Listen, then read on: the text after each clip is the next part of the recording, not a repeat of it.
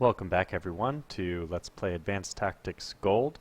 This is episode 2, and we're just going to pick up right where we left off in the last episode. I mentioned that I need some more raw. Well, I built some engineers, and just behind the scenes, not on camera, I created 3 divisions of engineers, 2 with 40 and 1 with 10. So this group of 40, or one of the 2 groups of 40, has 80 engineering points, which is exactly what I need to upgrade this raw from level 1 to level 2, and I'll use this build repair location. The type is raw level 2, and this is what it's going to cost: 40 political points and 167 supplies. We'll go ahead and build that, and our raws will jump up from 20 to 60. That's very good.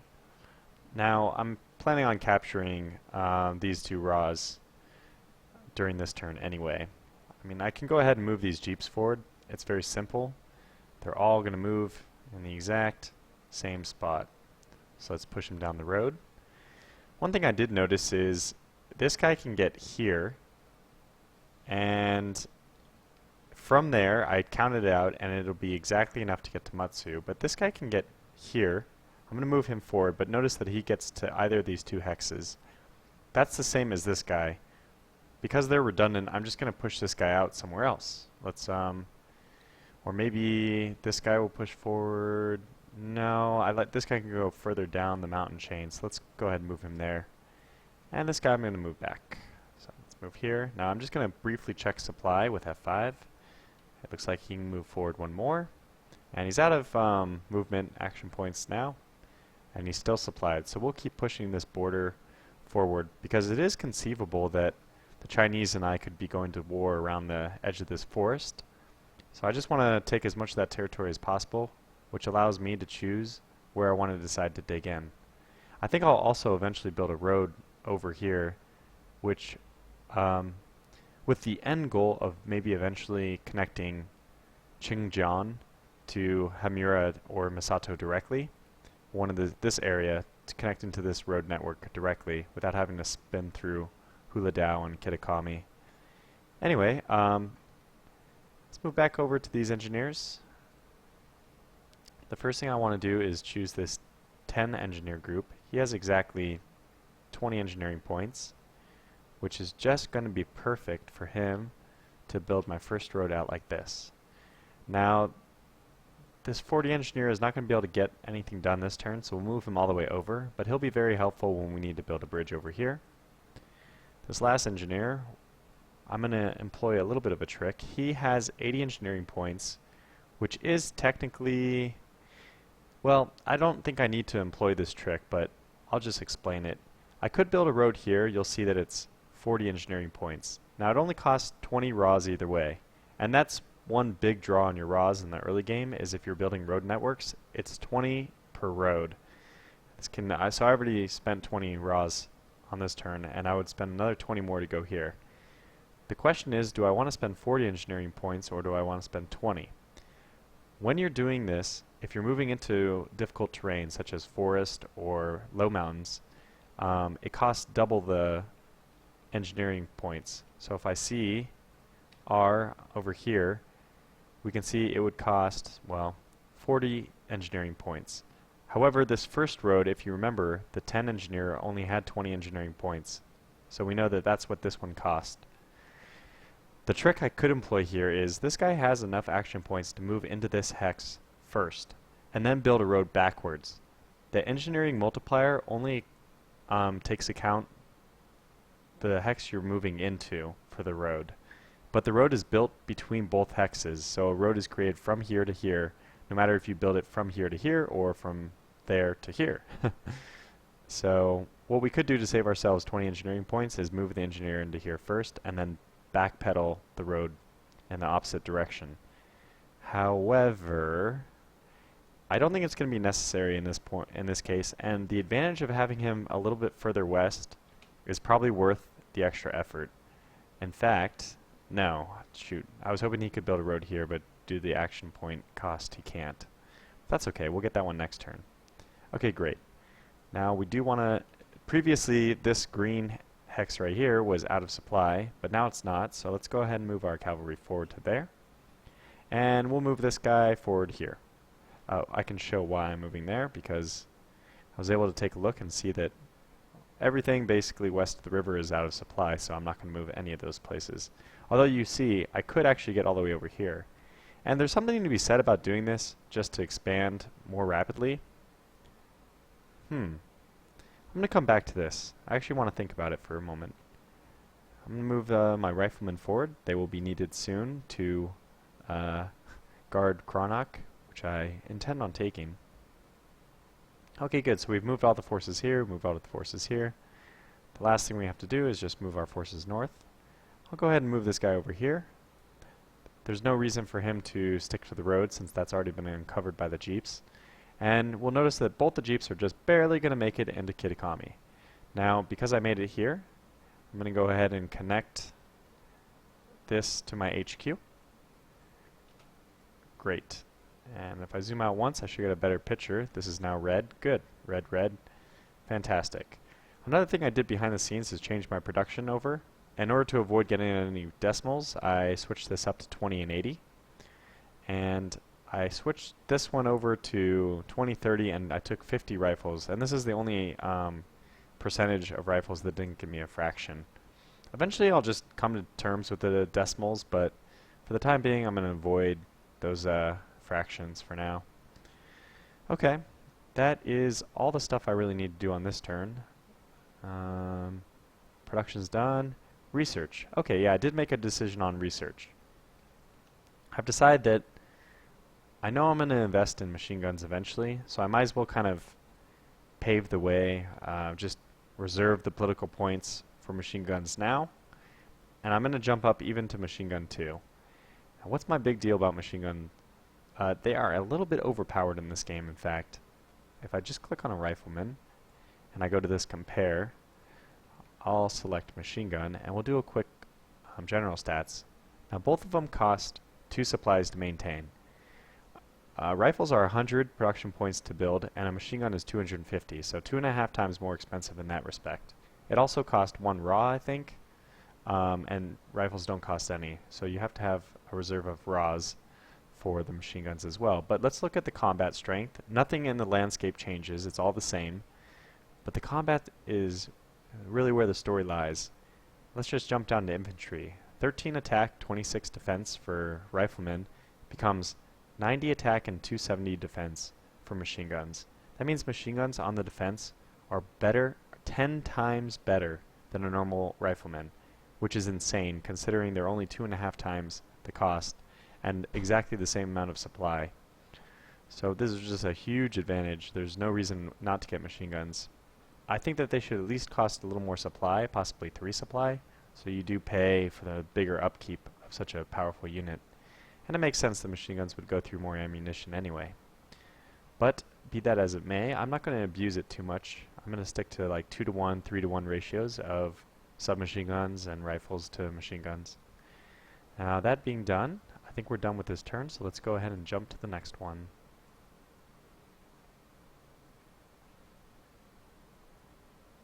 Okay, good. So we got political points, 12 rifles, and now our ore is increasing slightly.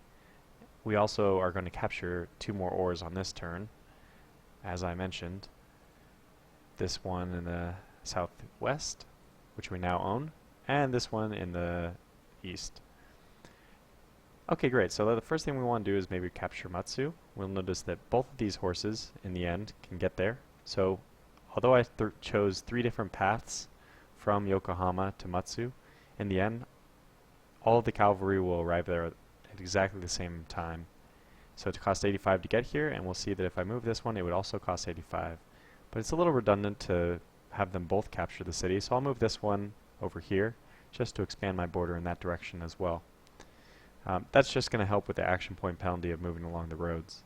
Now these jeeps are going to push up all the way. Luckily for us, we captured this raw, so we don't have to stop by that. We can just push all of them forward. And really, at this point, we don't need more than 3 because one will come up through Fuji to the raw, one will go to the other raw, and final one will go to the oil. So this final guy, I don't really know what to do with him, but for the time being we're just going to move him backwards. Perhaps we'll move him all the way over to this other side. So you can see how far they move when there's no action point penalty. All 10 hexes. It's really quite a jump.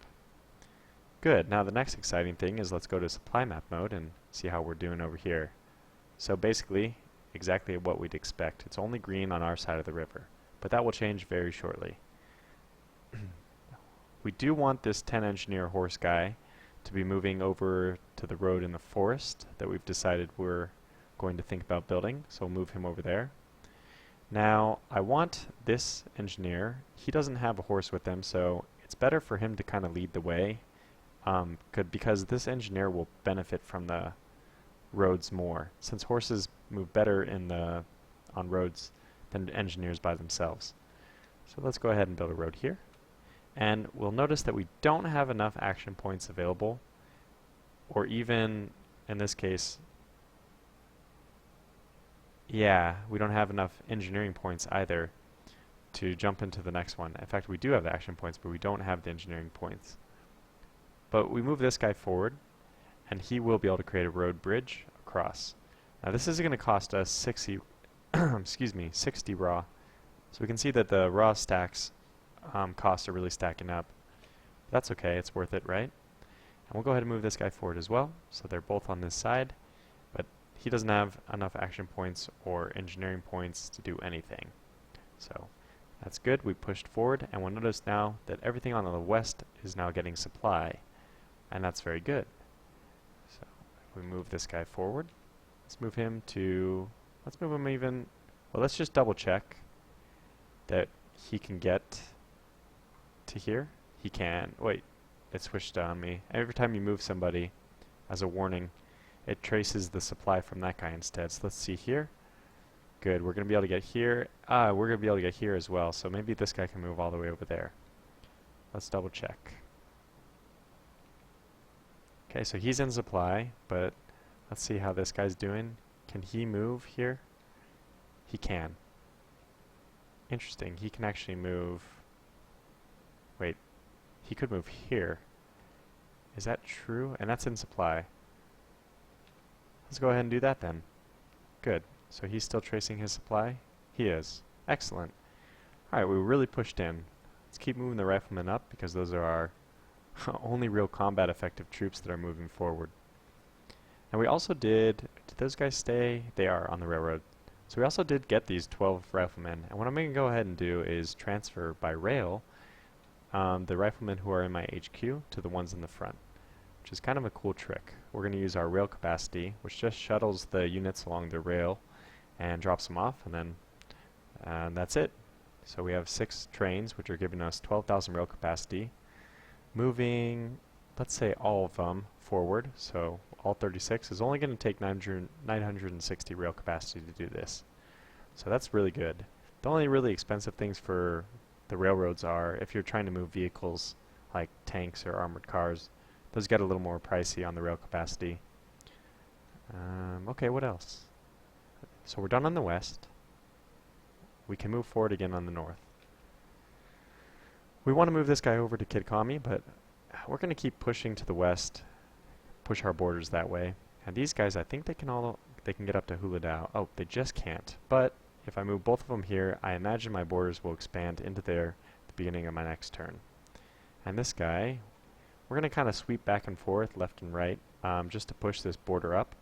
And all the while, we're going to be kind of maybe checking to see if he's still in supply, which he is. So let's go ahead and keep pushing. And supply, okay, so that's the limit.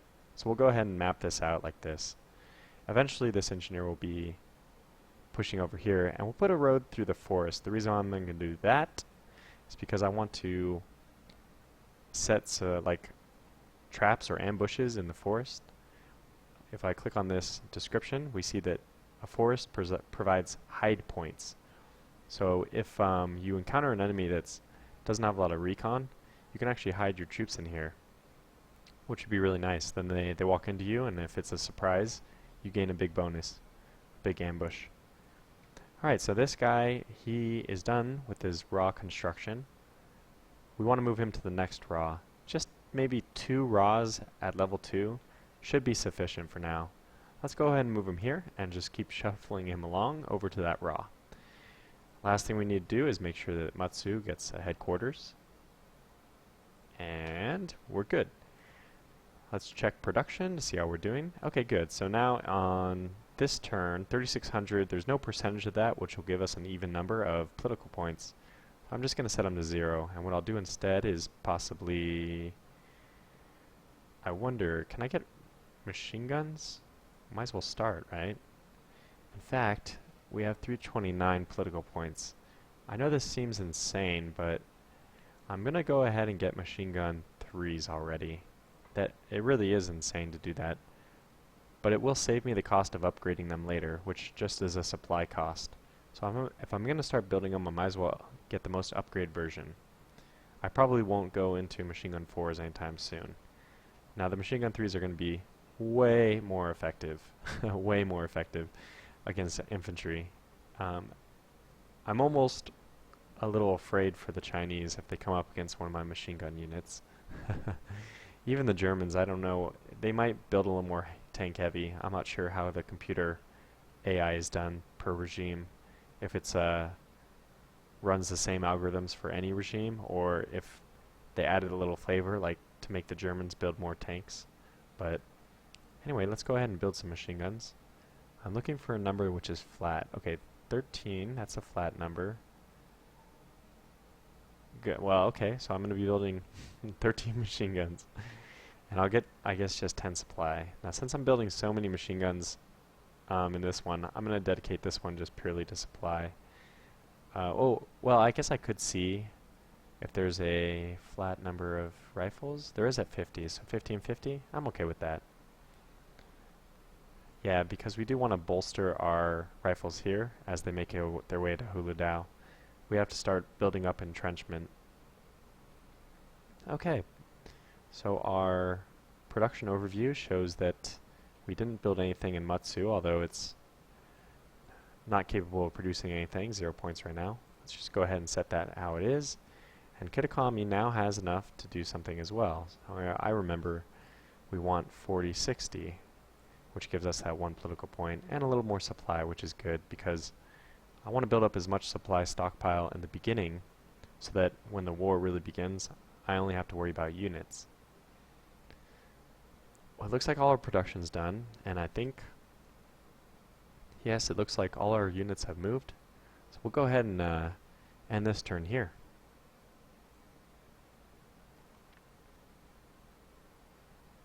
And I didn't check out what the computer did in that last turn, so let's go ahead and see what they've been up to. The Germans have now taken Trier. That's a little worrisome. We can see how close we are. We're about to encounter each other. I'm glad that I have this rifleman with us. But it's not just about taking Kronak, it's about defending this supply line too, which I'm not sure I'm capable of doing yet. I'll have to think about this a little bit. Other than that, they don't look like... It does look like they might be expanding. I forgot to mention this map has a fun little peculiarity in that I did build these land bridges. This was originally an island. But the AI does really bad with islands, so I decided to just connect it, and I made this funny looking land bridge. There should be bridges over these rivers as well, so we'll have to see if that even comes into play, because my 7th city is here. They do have, both the other computers have a town on the island, but since I don't know if I will ever be seeing what's going on the island. Like, I may never even go to the island, so. Alright, so on this turn, what do we need to do? Well, when I see these gray cities, I get a little scared, so let me just go ahead and connect these to my Supreme HQ. And same thing with this one. We're coming up in about 20 minutes. I'm not sure if I'm going to have enough time to do this episode. What I could do is maybe move a few things, and then I can pick up where we left off in the next episode. Maybe having done the production behind the scenes, because I may want to think about that a bit. One thing I do want to do is, let's see, 160. So I think I'll have this 160 guy build the road over here, and now we're completely connected, which should mean if I select my Supreme HQ, and yes, all of this side has supply. And we might as well, while we're at it, go ahead and take Kronach. Excellent. We're also going to set this one to have our Supreme HQ. Now this one, we can see from production, it doesn't allow us to build anything, only oil, ore, or political points. And as I mentioned before, I think it's kind of a waste to build raws or oil when you have the ability to get those from the map. So we're just going to set this to 100% political points, and we never have to worry about it again. And what about this guy? Well, I think the best thing for us to do is to go ahead and take Landsberg. We may eventually lose it, but for the time being, at least we can pinch off maybe a political point or two. I'll do that by moving here. I think we're still in supply there. Yeah, we have very good supply due to these roads. Okay, now this guy, I do want my road, ambush road running through the forest here, so let's move him as far over as we can, which looks like here. This cheap, I think I am going to send him over here. He'll be aiding with reconnaissance. And if I zoom out once so I can get a better bird's eye view of the map. Aha, yes. So we took Fuji on this turn, that's good. We didn't even have to use the jeeps, but I know I want to send one up this way.